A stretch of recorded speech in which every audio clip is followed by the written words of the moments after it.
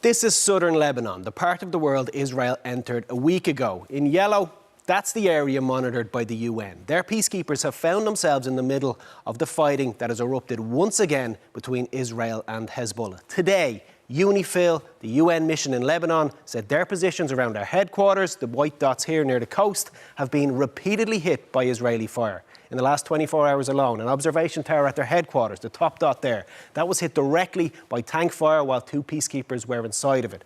The dot on the right here, while peacekeepers were inside protective bunkers, IDF soldiers fired on the entrance and damaged UN vehicles and equipment, while the position on the left, UNIFIL, said it was also deliberately fired on by IDF troops. For many observers, this is the next stage of what developed across last week in the Irish UNIFIL area. The Irish peacekeepers are responsible for this part of the border area. They oversee 3 key positions, Camp Shamrock and 2 outposts. And the areas around those outposts have seen some of the fiercest fighting since Israel crossed into Lebanon a week ago. The one on the left, that overlooks a town called Yaroun. This is what's left of that town after recent days of shelling and fighting.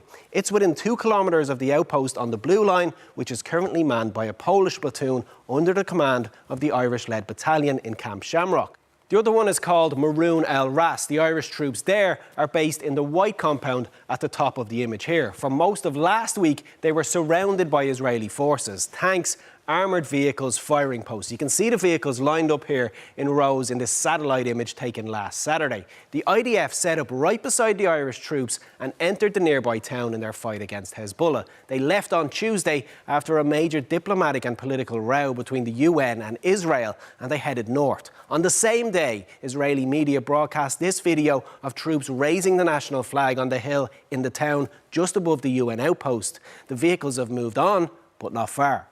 That's on the ground. In the air, the artillery and airstrikes continue. Local news reports and videos online show artillery and airstrikes have targeted locations all around the Irish zone in recent days in all these places that you can see there in red. The long-term aim for the IDF is likely to be to take the biggest town in all of South Lebanon, Bint Jbeil. It was the site of a massive battle with Hezbollah during their 2006 war. But Camp Shamrock is on the far side of the town, and it's where most of the Irish peacekeepers are based, about 7 kilometres north of the 2 outposts where there's 30 men in each. And those outposts are now on one side of the battle line, while Camp Shamrock is on the other.